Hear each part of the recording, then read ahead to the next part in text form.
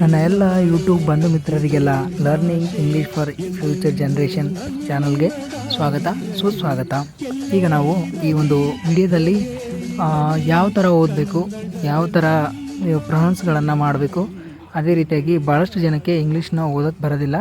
ಅಂಥ ವಿದ್ಯಾರ್ಥಿಗಳು ಕೂಡ ಯಾವ ಥರ ಈಸಿ ವೇಯಲ್ಲಿ ಅರ್ಥ ಮಾಡ್ಕೋಬೇಕು ಇಂಗ್ಲೀಷ್ನ ಅನ್ನೋದಕ್ಕೆ ಈ ಒಂದು ವಿಡಿಯೋನ ಮಾಡಿದ್ದೇನೆ. ಬನ್ನಿ ವಿಡಿಯೋನ ನೋಡೋಣ.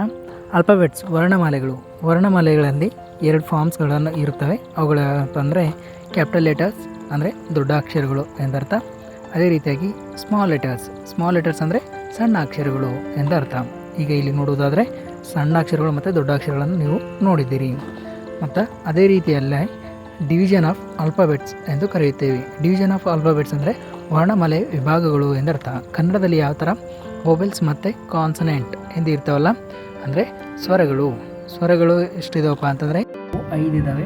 A E I O U ಅಂದರೆ ಈ ಒಂದು ಸ್ವರಗಳನ್ನು ಹೊರತುಪಡಿಸಿ ಯಾವುದೇ ಒಂದು ಪದವನ್ನು ರಚನೆ ಮಾಡುವಂತಿಲ್ಲ. Without vowels we can't right and read ಎಂದು ನೋಡ್ಬೋದು. ಕಾನ್ಸನೆಂಟ್ ಅಂದರೆ ವ್ಯಂಜನಗಳು 21 ಇರುತ್ತವೆ. ಈ ಒಂದು ವ್ಯಂಜನಗಳು ಸ್ವರಗಳ ಸಹಾಯದಿಂದ ಉಚ್ಚಾರಣೆಯಾಗುವಂಥವುಗಳನ್ನು ನಾವೇನಂತ ಕರಿತೀವಪ್ಪ ಅಂದರೆ ನಾವು ವ್ಯಂಜನಗಳು ಎಂದು ಕರೆಯುತ್ತೇವೆ. ಈಗ ನೀವು ಆಲ್ಫಾಬೆಟ್ಸ್ ಬಗ್ಗೆ ತಿಳ್ಕೊಂಡ್ರಿ. ಪ್ರತಿಯೊಬ್ಬರಿಗೂ ಕೂಡ ಇಂಗ್ಲೀಷ್ ಓದೋದಕ್ಕೆ ತುಂಬ ಕಷ್ಟ. ಯಾವ ಥರ ಓದಬೇಕು ಅನ್ನೋದೇ ದೊಡ್ಡ ಕ್ವಶನ್ ಮಾರ್ಕ್ ಆಗಿರ್ತದೆ. ಸೊ ಈ ಒಂದು ವಿಡಿಯೋವನ್ನು ಸ್ಕಿಪ್ ಮಾಡ್ದಂಗೆ ನೋಡಿ, ಯಾವ ಥರ ಉಚ್ಚಾರಣೆ ಮಾಡಬೇಕು, ಜೊತೆಗೆ ಯಾವ ಥರ ಓದಬೇಕು ಅನ್ನೋದನ್ನು ಈಗ ತಿಳಿದುಕೊಳ್ಳೋಣ.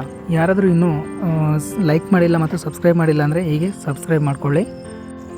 ಈಗ ನಾವು ಫೋನಿಕ್ ಸೌಂಡ್ಸ್ಗಳನ್ನು ನೋಡೋಣ. ಈ ಒಂದು ಫೋನಿಕ್ ಸೌಂಡ್ಸ್ಗಳು ನಿಮಗೆ ಓದುವುದಕ್ಕೆ ಮತ್ತು ಇಂಗ್ಲೀಷ್ ಅಕ್ಷರಗಳನ್ನು ಪರಿಚಯ ಮಾಡ್ಕೊಳ್ಳೋದಕ್ಕೆ, ಕಂಡುಹಿಡಿಯೋದಕ್ಕೆ ತುಂಬ ಉಪಯುಕ್ತವಾಗಿರುವಂಥದ್ದು. ಓಕೆನಾ. ನಾವು ಆಲ್ಮೋಸ್ಟ್ ಎಲ್ಲರಿಗೂ ಕೂಡ A B C D F G H I J K L M N O P Q R S Y Z ಅಂತ ಈ ಥರ ಗೊತ್ತಿರುತ್ತೆ. ಬಟ್ ಆದರೆ ಫೋನಿಕ್ ಅಥವಾ ಫೋನೆಟಿಕ್ಸ್ ಲ್ಯಾಂಗ್ವೇಜಲ್ಲಿ ಇವುಗಳಿಗೆ ಯಾವ ಥರ ಉಚ್ಚಾರಣೆ ಮಾಡಬೇಕು, ಇದೇ ಥರ ಉಚ್ಚಾರಣೆ ಮಾಡೋದ್ರಿಂದ ನಿಮ್ಮ ಇಂಗ್ಲೀಷ್ ಕಮ್ಯುನಿಕೇಷನ್ ಏನಾಗುತ್ತೆ ಅಂತಂದರೆ ಆದಷ್ಟು ಬೇಗನೆ ಇಂಪ್ರೂವ್ ಆಗುತ್ತೆ. ಸೊ ಇಂಗ್ಲೀಷ್ ಓದೋಕ್ಕೂ ಕೂಡ ನಿಮಗೆ ತುಂಬ ಅನುಕೂಲವಾಗುತ್ತೆ. ನೋಡೋಣ, ಇವುಗಳು ಉಚ್ಚಾರಣೆ ಮಾಡೋಕ್ಕೆ ಕಲ್ತ್ಕೊಂಡ್ರಿ ಅಂತಂದರೆ ನಿಮಗೆ 75% ಇಂಗ್ಲೀಷ್ ಬಂದ ಹಾಗೆ. ಓಕೆ, ಇವುಗಳನ್ನು ನಾವೀಗ ನೋಡೋಣ. ಎಗೆ ಅ ಮತ್ತು ಯಾ ಎಂದು ಕರೆಯುತ್ತೇವೆ. ಇಲ್ಲಿ ಯಾನ ಆ್ಯಡ್ ಮಾಡೋಕ್ಕಾಗಲಿಲ್ಲ, ನೀವು ನೋಟ್ ಮಾಡ್ಕೊಳ್ಬೇಕು. ಬಿಗೆ ಬ ಎಂದು ಕರೆಯುತ್ತೇವೆ. ಅದೇ ರೀತಿಯಾಗಿ ಸಿಗೆ ಕ ಮತ್ತು ಸ ಎಂದು ಕರೆಯುತ್ತೇವೆ. ಸಮ್ಟೈಮ್ ಐ ಇ ವಾಯ್ ಬಂದಾಗ ಅದು ಸಕಾರ ಉಚ್ಚಾರವಾಗುತ್ತೆ. ಓಕೆ, ಉದಾಹರಣೆಗೆ ಹಾಯ್ಗೆ ಸಿಟಿ, ಈ ಸೆಲ್, ವಾಯ್ಗೆ ಸೈಕಲ್. ನೋಡಿದ್ರಲ್ಲ, ಸಿ ಸಕಾರ ಉಚ್ಚಾರ ಆಗುವಂಥದ್ದು. ಆದಷ್ಟು ಇಂಥ ಪದಗಳನ್ನು ಬುಕ್ನಲ್ಲಿ ಹುಡುಕೋದಕ್ಕೆ ಟ್ರೈ ಮಾಡಬೇಕು. ಡಿಗೆ ಡ ಎಂದು ಕರೆಯುತ್ತೇವೆ. ಇಗೆ ಎ ಎಂದು ಕರೆಯುತ್ತೇವೆ.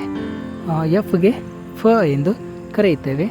ಜಿಗೆ ಗ ಎಂದು ಕರೆಯುತ್ತೇವೆ.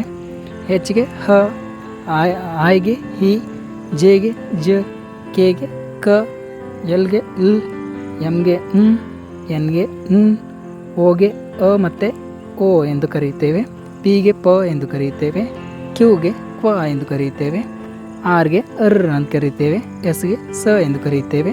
ಟಿಗೆ ಟ ಎಂದು ಕರೆಯುತ್ತೇವೆ. ಯುಗೆ ಅ ಮತ್ತು ಯು ಎಂದು ಕರೆಯುತ್ತೇವೆ. ವಿಗೆ ವ್ಯ ಎಂದು ಕರೆಯುತ್ತೇವೆ. ಡಬ್ಲ್ಯೂಗೆ ವ ಎಂದು ಕರೆಯುತ್ತೇವೆ. ಎಕ್ಸ್ಗೆ ಕ್ಸ ಎಂದು ಕರೆಯುತ್ತೇವೆ. ಅದೇ ರೀತಿಯಾಗಿ ವಾಯ್ಗೆ ಯ ಎಂದು ಕರೆಯುತ್ತೇವೆ. ಜಡ್ಗೆ ಜಿ ಎಂದು ಕರೆಯುತ್ತೇವೆ. ಈಗ ನಾವು ಫೋನಿಕ್ ವರ್ಡ್ಸ್ಗಳನ್ನು ಕಲಿತ ನಂತರದಲ್ಲಿ ಇವುಗಳನ್ನು ನಾವು ಗಮನಿಸ್ಬೋದು. ಕೆಲವು ವರ್ಡ್ಸ್ಗಳನ್ನು ನೋಡಿ. ಟಿಗೆ ಟಿ ಮತ್ತು ಯು ಬಂದಾಗ ಚಕಾರ ಉಚ್ಚಾರ ಆಗುತ್ತೆ. ನೇಚರ್ ನೋಡಿ, ಟಿ ಯು ಚಕಾರ ಉಚ್ಚಾರ ಆಗ್ತದೆ. ಫ್ಯೂಚರ್ ಟಿ ಐ ಒ ಬಂದಾಗ ಶಕಾರ ಉಚ್ಚಾರ ಆಗುತ್ತೆ. ನ್ಯಾಷನಲ್ ಮೋಷನ್ ಎಸ್ ಇ ಬಂದಾಗ ಝಕಾರ ಉಚ್ಚಾರ ಆಗುತ್ತೆ. ಚೂಸ್, ಕ್ಲೋಸ್ ನೋಡಿ, ಗಮನಿಸ್ಬೇಕು ನೀವು. ಜಿ ಇಗೆ ಝಕಾರ ಉಚ್ಚಾರ ಆಗುತ್ತೆ. ಚೇಂಜ್, ಚಾರ್ಜ್ ನೋಡಿ. ಅದೇ ರೀತಿಯಾಗಿ ಜಿ ಮತ್ತು ಎಚ್ ಬಂದಾಗ ಫಕಾರ ಉಚ್ಚಾರ ಆಗುತ್ತೆ. ಲಾಫ್ ಆ್ಯಂಡ್ ಕಫ್ ಎಂದಾಗುತ್ತೆ. ಅದೇ ರೀತಿಯಾಗಿ ಎ ಮತ್ತು ಐ ಬಂದಾಗ ಅದು ಏಕಾರ ಉಚ್ಚಾರ ಆಗುತ್ತೆ. ಪೇರ್ ಆ್ಯಂಡ್ ಫೇರ್, ಪೇನ್ ಎಂದು ನಾವು ಇಲ್ಲಿ ಗಮನಿಸ್ಬೋದು. 1% ಆದರೂ ಯೂಸ್ ಆಯ್ತು ಅಂತ ಅಂದ್ಕೊಳ್ತೀನಿ. ಮತ್ತು ನಿಮಗೆ 10 ದಿನಗಳಲ್ಲಿ ಇಂಗ್ಲೀಷನ್ನು ಓದುವುದಕ್ಕೆ ಕಲಿಸುವ ಪ್ರಯತ್ನ ಮಾಡುತ್ತೇನೆ. ನಮ್ಮ ಚಾನಲನ್ನು ಸಬ್ಸ್ಕ್ರೈಬ್ ಮಾಡಿ. Thanks for watching. ಇದೇ ಥರದ ಹೆಚ್ಚಿನ ವೀಡಿಯೋಗಳಿಗೆ ನಮ್ಮ ಚಾನಲನ್ನು ಸಬ್ಸ್ಕ್ರೈಬ್ ಮಾಡಿ, ಆದಷ್ಟು ಬೇರೆಯವರಿಗೂ ಕೂಡ ಶೇರ್ ಮಾಡಿ.